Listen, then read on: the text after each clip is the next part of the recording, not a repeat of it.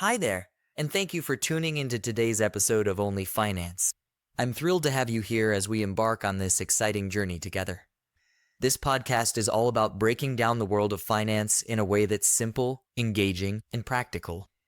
Whether you're just starting out, trying to make sense of your budget, or curious about growing your wealth, you've come to the right place. Since talking isn't exactly my strongest skill, I've used AI to voice my content, ensuring it's clear and enjoyable for you to listen to. I hope you love the experience as much as I enjoyed creating it. So, grab a cup of coffee, get comfortable, and let's talk finance. My AI friends will take over now.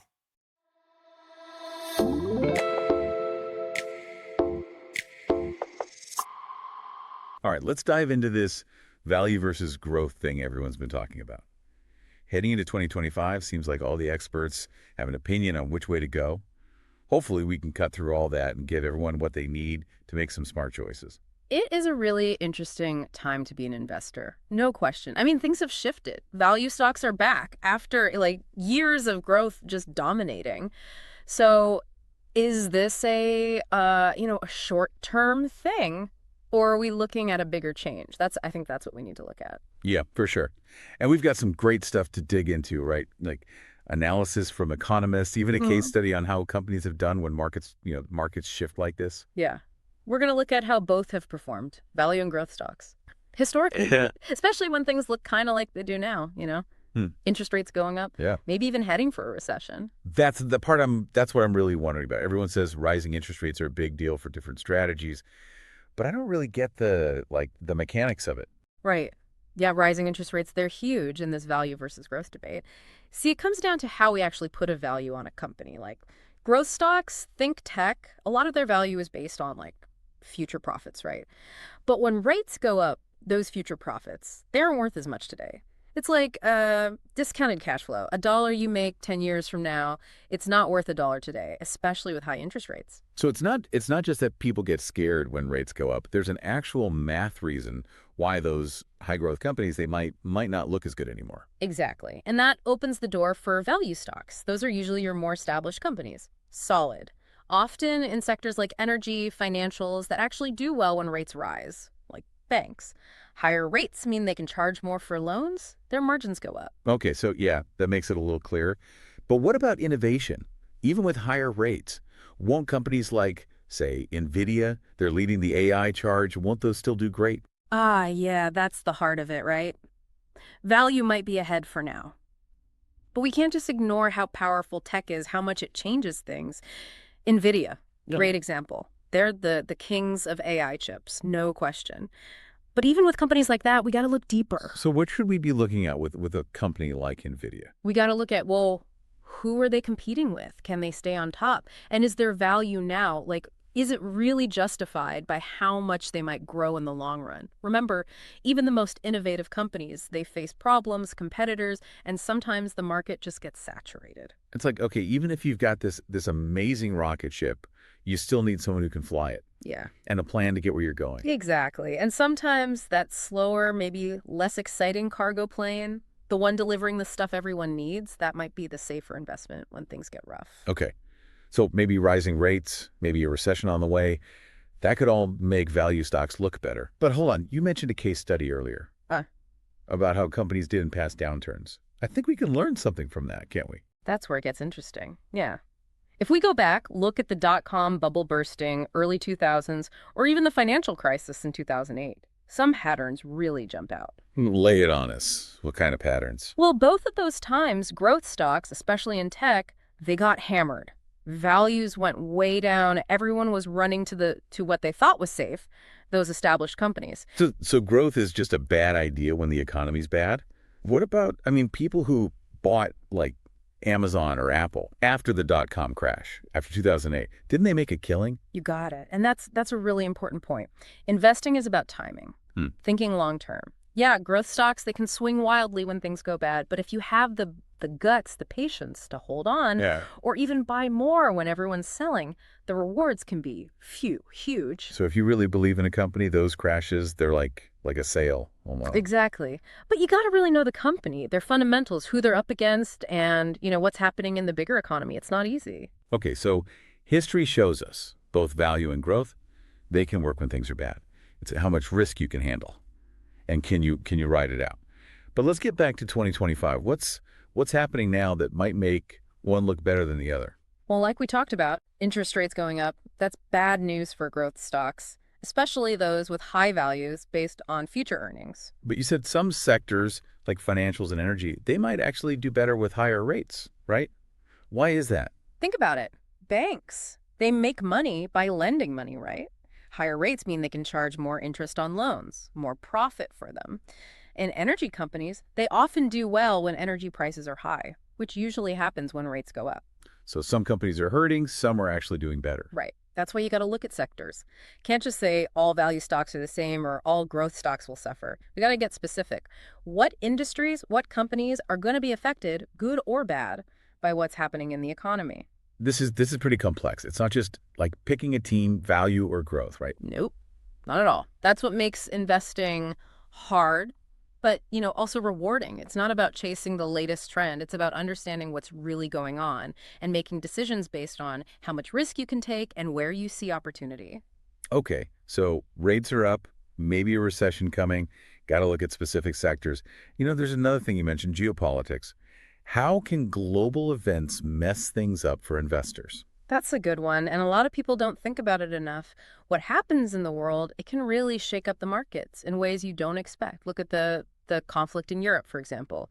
Energy prices are way up, supply chains are messed up, and everyone's just unsure about the economy. So even a company with great numbers, something could happen somewhere else and just boom, ruin their plans. Exactly. That's why spreading your investments around is so important. Diversification, different types of assets, different sectors, different parts of the world. That way, if one thing goes bad, it doesn't take down your whole portfolio. But don't put all your eggs in one basket. That's it. Diversify. Then you can handle those unexpected things that, well, they always happen in the global economy. Starting to see that being a good investor, it's not about picking the right strategy. It's more about adapting. Things change. Knowing the risks, making smart choices for you for what you want and how much risk you can stomach. You got it. It's not about some magic formula. It's about having a good philosophy, a way to look at things, and a process to find those opportunities that work for you. This has been really helpful. We've talked about a lot. Rising rates, recession worries, the world situation, why we got to diversify. But before we move on, got to say, I bet some people are feeling a little overwhelmed right now. Yes. So much to think about. Where do you even start to build your own strategy? I get it. It's easy to get lost in all the details and just freeze up. Too much info. But, investing, it's a marathon, not a sprint. So deep breaths, and let's break it down. Make it doable. That's it. And the first step is easy. Start with your goals. Yeah. It's about, what do you want to do with your money? Okay, that makes sense. Figure out where you're going before you, plan how to get there. So we're talking short-term goals, saving for a house or something, or more like retirement. Way down the line. Both, really. They both matter. Your strategy changes based on how long you're investing for. Retirement, that's years away. You might be okay with more risk, putting more in those growth stocks. But if it's, say, a down payment, something sooner, you'll probably want to play it safer. Make sure you don't lose money. Right. So your goals tell you how much risk you're willing to take. But how do you even figure that out? Your risk tolerance. Is there a test or something? No test. It's more about being honest with yourself. Ask yourself, what if your investments lost 10%, 20%, even 30%? When the market drops, do you freak out and sell everything? Yeah. Or do you just, hang in there? Trust your plan. That'll tell you a lot about how much risk you can handle.